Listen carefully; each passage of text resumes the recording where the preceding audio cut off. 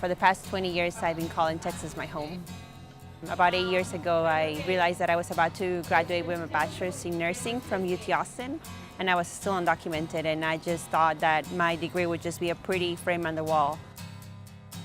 Because I was undocumented, I wouldn't be able to practice my profession. And so I found out about the DREAM Act, which is basically a legislation that would give me a pathway to legalization. And so when I started becoming involved in the DREAM movement, nobody would talk about being undocumented. If I wasn't gonna be my own voice, nobody else was going to. Or somebody else was gonna say their version of my story. And so that it was essential for me to really come out and be very open about who I am and what I do, and the fact that I'm undocumented. Because nobody else is gonna say the story better than myself. We decided to start an organization called the University Leadership Initiative, which is basically a local organization of undocumented students, mainly based out of UT Austin, that try to promote higher education for undocumented students themselves. So it's for undocumented students by undocumented students.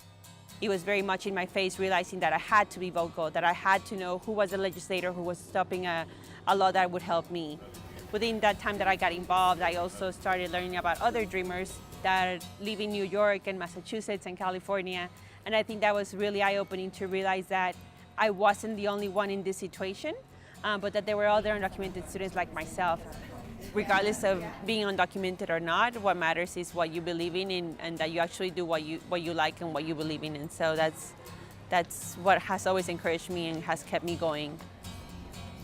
I really found my passion in seeing how beautiful it is to see someone who's undocumented, who for the first time tells you, I'm undocumented and I don't know what to do. And I'm very fearful.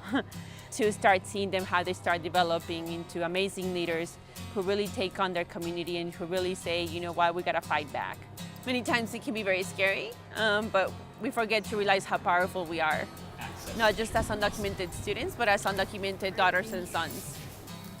And we gotta remember that we're not just representing ourselves as students who get to go to college, but we're also representing our parents who are maybe working as farm workers or as house cleaners or fixing yards. But they deserve just as much dignity, as much respect, and as much justice as we do. It has become an actual journey of really liberating myself as an undocumented immigrant and really saying and claiming that I'm undocumented and I am unafraid. Now I'm fighting for my community as well.